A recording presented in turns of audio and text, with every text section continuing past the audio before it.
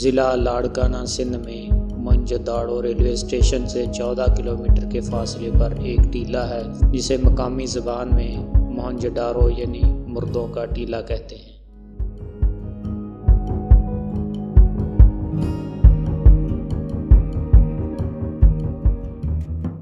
1911 عیسوی میں اس کے آثار دریافت ہوئے تھے۔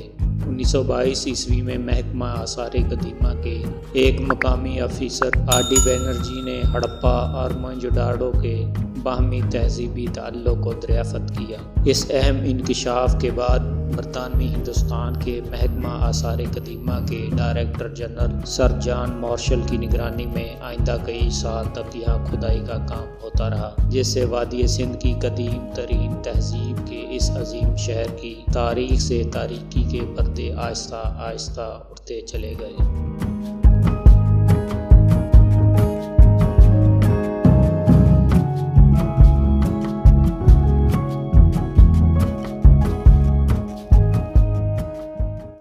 سمیری یا مصری تہذیبوں کی طرح وادی سندھ میں بھی ایک قدیم انسانی تہذیب نے دریا کے کنارے جنم لیا تھا۔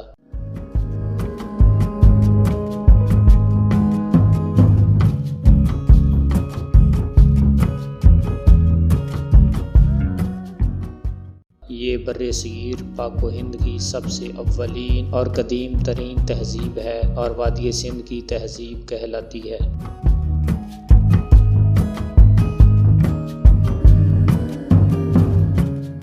اس سے پہلے کی کسی اور ہندوستانی تہذیب کا سراغ نہیں ملتا جس نے دریا کے کنارے جنم لیا تھا۔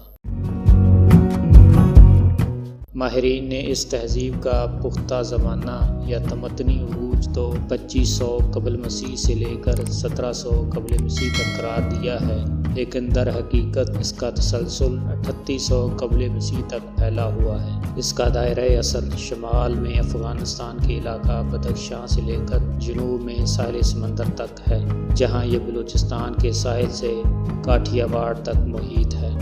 اتنے وسیع علاقے میں دریافت ہونے والے اس کے اثریاتی ثبوت، مٹی کے برتن، مہریں اور مکانات جو طے شدہ معیاری نقشوں پر تعمیر کیے گئے ہیں، آپس میں مکمل یکسانیت رکھتے ہیں، جس سے پتہ چلتا ہے کہ یہ ایک وسیع ترین تہذیب تھی۔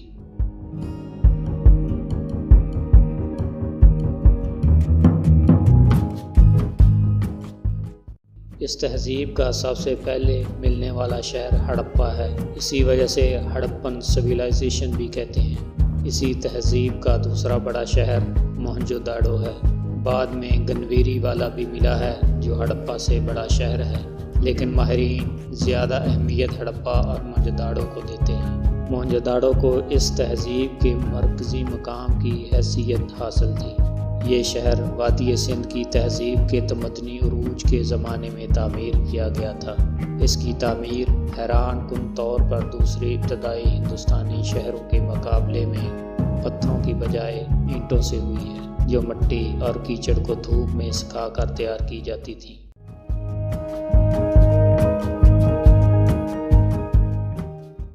موہنجودڑو اس وقت کے کسی بھی دوسرے شہر سے تعمیری لحاظ سے ترقی یافتہ تھا اور آج کے جدید شہروں کی طرح باقاعدہ منصوبہ بندی کے ساتھ تعمیر کیا گیا تھا۔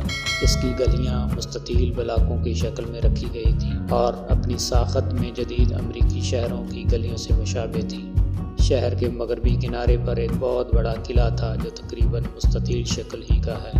اس قلعہ کا طول شمالاً جنوباً 400 گز ہے اور عرض شرقاً غرباً 200 گز ہے۔ یہ قلعہ 30 فٹ اونچے چبوترے پر بنایا گیا تھا۔ اس چبوترے کے گرد پکی اینٹوں کی مضبوط دیوار ہے۔ قلعے کے اندر بڑے بڑے ہال کمرے، بڑے بڑے دروازے اور چبوترے ہیں۔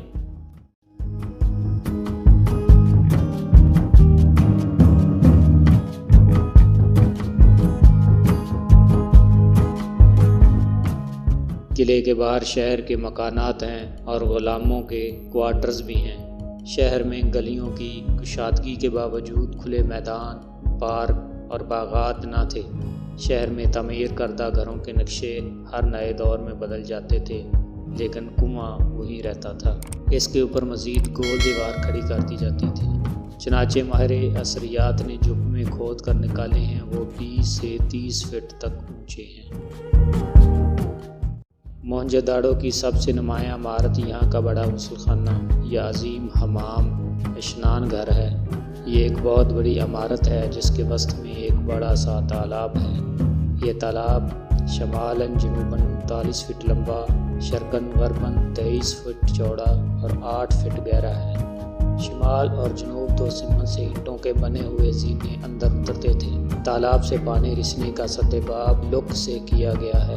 اس تالاب کے ارد گرد ایک غلام گردش چلی گئی ہے جس کے 3 اطراف میں کمرے اور ایک سمت میں برآمدہ ہے۔ شمالی جنوب ایک جگہ ترتیب کے ساتھ 8 غسل خانے بنائے گئے تھے۔ ماہرین کا خیال ہے کہ یہ غسل خانہ اس وقت کے سابق اقتدار مذہبی پیشواؤں کے استعمال میں ہوگا۔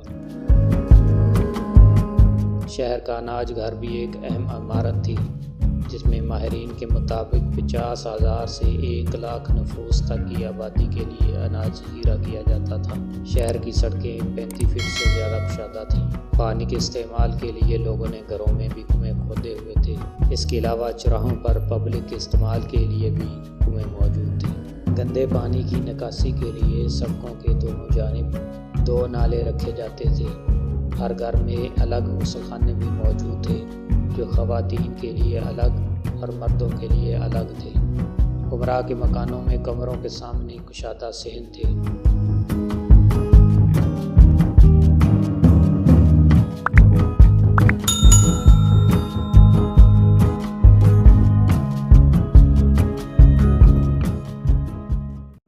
غرض یہ کہ منصوبہ بندی کے لحاظ سے یہ قدیم ایشیا میں اپنی طرز کا ایک مثالی شہر تھا۔ حقیقت یہ ہے کہ جیسے جیسے کوئی موہنجو داڑو کا مطالعہ کرے ویسے ویسے ہی یہ شہر سے جدید تر خوبیوں کا حامل شہر نظر آتا ہے۔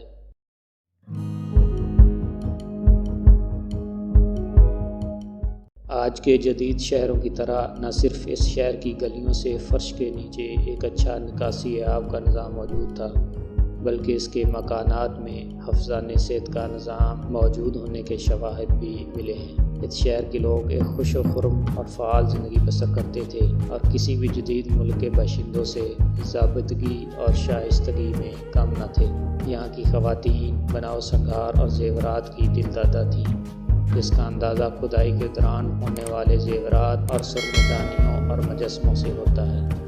بچوں کا دل بہلانے کے لیے اس معاشرے میں کھلونا کا رواج بھی تھا۔ جانوروں کی مورتیوں میں چڑیا نما سیٹیاں اس بات کا واضح ثبوت ہیں۔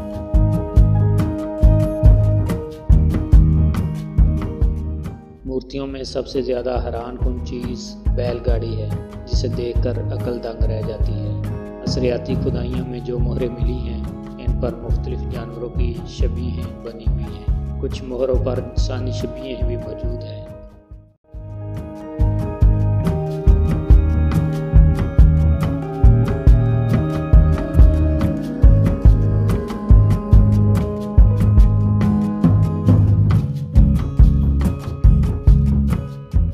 مجسمہ سازی میں بھی یہ لوگ باذوق تھے۔ ایک مجسمہ جو کسی مذہبی پیشوا کی صورت کا لگتا ہے، اس کا چہرہ باروب، داڑھی تراشی ہوئی ہے، پیشانی تنگ اور مونچھیں منڈی ہوئی ہیں۔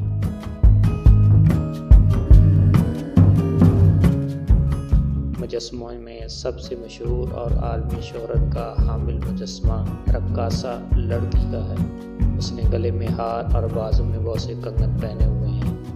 اس کے علاوہ بہت سے مجسمے ہیں جو عورتوں اور دیوی دیوتاؤں کے لگتے ہیں۔ یہ سب موہنجو داڑو اور وادی سندھ کے فن مجسمہ سازی کا منہ بولتا ثبوت ہے۔